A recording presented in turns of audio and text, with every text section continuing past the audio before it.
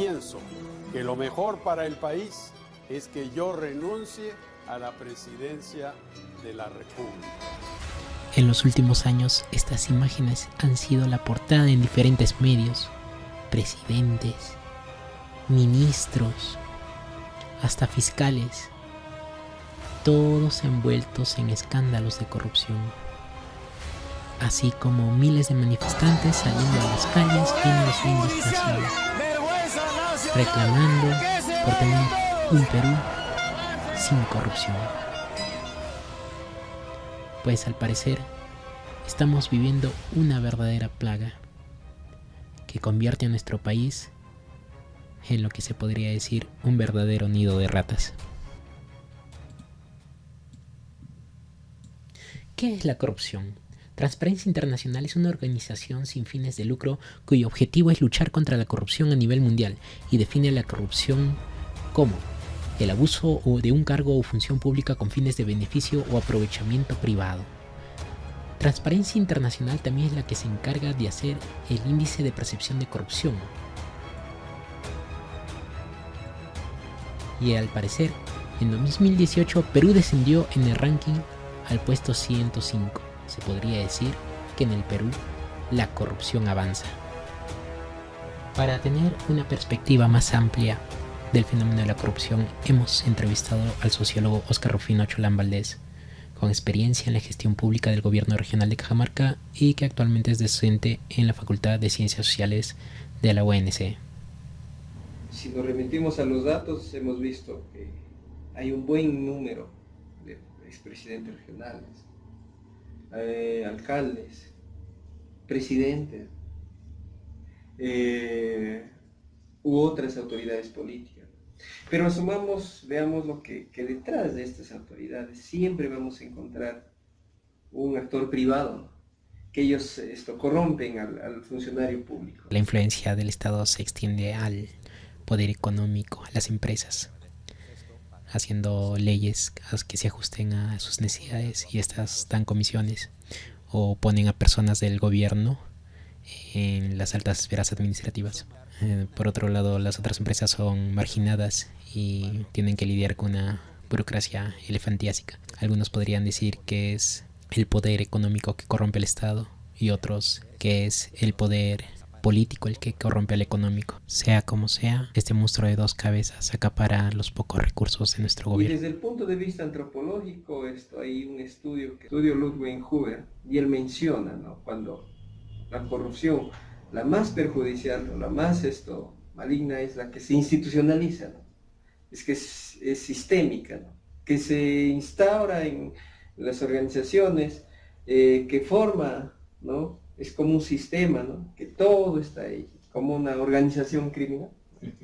Ahora, en los gobiernos locales se comenta mucho que las autoridades que ganan, ¿no?, ya tienen acuerdos, ¿no?, incluso antes de ser autoridades, ya llegan con acuerdos, con pactos, ¿no?, y por ahí se filtra los financiamientos en las campañas. Y dentro del gobierno local yo atribuyo mucho responsabilidad, por ejemplo, a los órganos de control institucional, como que ellos no cumplen su función, ¿no? Y hay otro tipo de corrupción también, es mucho más al menudeo, ¿no? Es cotidiano, ¿no? A veces el funcionario o el servidor público está propenso de que el usuario venga y le diga le ofrezca algo, ¿no? Le ofrezca y le diga con la finalidad de que sus documentos, sus trámites avancen. Que eso es lo que permanentemente se ve, ¿no? No solamente en los gobiernos locales, se ve en las universidades, ¿no? Se ve en otros tipos de organizaciones. Ese tipo de corrupción es más, hasta cierto punto, es tolerable, aceptable. De acuerdo a la Defensoría del Pueblo, tenemos los siguientes actos de corrupción: peculado, colusión, negociación incompatible, malversación de fondos, cohecho pasivo activo, que son las coimas, y concusión. Los casos más sonados son los de Odebrecht, donde están relacionados muchos presidentes, alcaldes,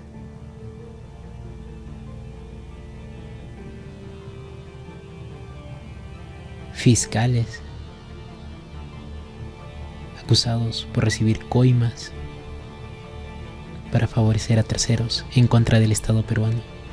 Las mismas instituciones como la policía, como no olvidar el caso de Vladimiro Montesinos, que puso fin al gobierno de Alberto Fujimori, así como otros casos que tiene el Ministerio Público de obras, otras veces las de Odebrecht, la línea amarilla, caso de Susana Villarán, entre otros.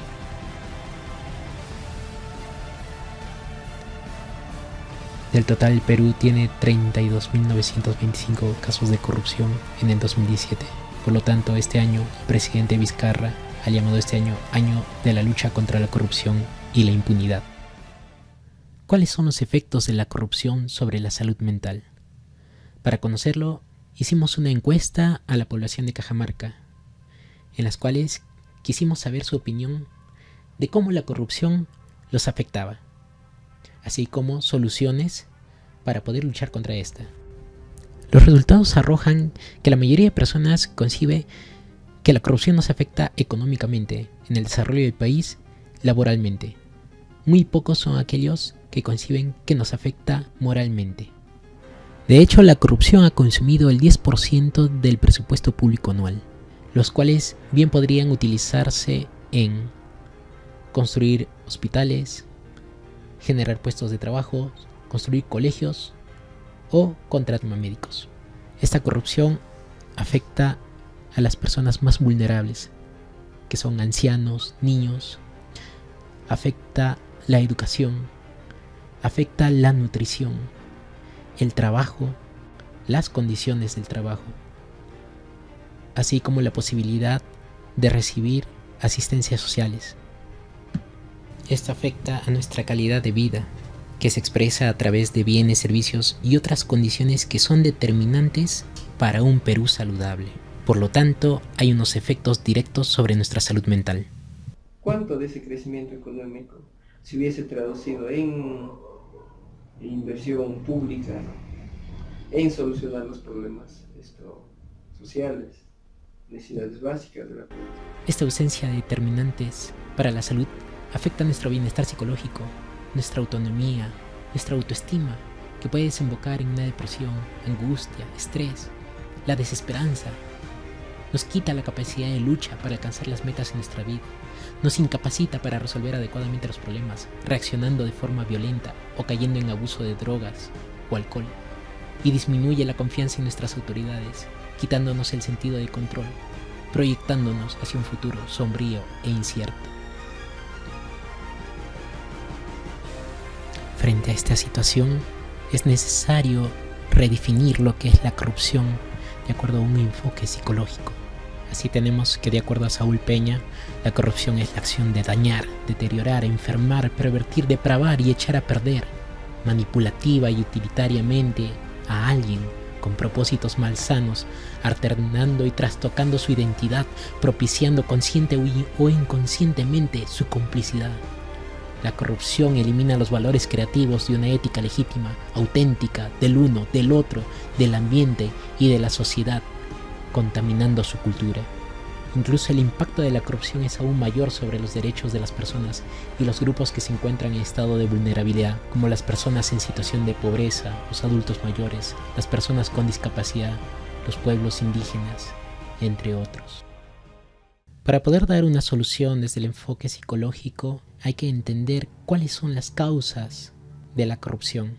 Por lo tanto, podríamos explicar la corrupción como una deficiencia de los valores éticos de la sociedad, falta de desarrollo moral. Del mismo modo, sería el producto de la pérdida de los lazos de solidaridad entre los ciudadanos y el reemplazo por un sistema utilitarista, exacerbado, aunado al culto de ser el más vivo. Un cinismo que se ve constantemente en las frases: si los demás lo hacen, ¿por qué yo no? Si el resto roba, ¿por qué yo no? Si mi compañero se copia, ¿por qué yo no? Generando un reforzamiento intergrupal de los comportamientos deshonestos Y lo más importante es saber que estas costumbres malsanas se dan de forma gradual a lo largo del desarrollo de los individuos, desactivándose sus mecanismos de autorregulación moral poco a poco y llegando incluso a lavarse las manos justificándose para mantener una imagen positiva de sí mismas y eludir las consecuencias negativas que supondría admitir que se ha cometido una conducta contraria a los propios valores éticos. Frente a lo antes expuesto, el proceder del psicólogo de la salud es claro. Su actuar debe estar enfocado en la promoción de los valores, tanto en el hogar como instituciones educativas, ya que los niños se encuentran en etapas claves de su desarrollo moral, por lo cual necesitan una estimulación a partir de los buenos ejemplos y de la práctica de principios prosociales. Esto ligado a políticas que centren su atención en que la promoción de valores es la principal línea de lucha en contra de la corrupción. Asimismo, la sociedad en su conjunto debe de conocer y empoderarse en sus derechos básicos, saber defenderlos en el marco de la ley y reclamar cualquier vejación que atente contra su desarrollo personal o comunal. Finalmente, el trabajo de concientización en las instituciones públicas y privadas acerca de los riesgos y daños de los actos deshonestos. Y recuerda que el dinero mal habido puede comprar una mansión, pero no un hogar. Puede comprar una posición, pero no el respeto. Quizás pueda comprar el sexo, pero jamás al amor. Si han llegado hasta aquí, agradecemos su atención. No olviden de darle like y compartir el video. Gracias.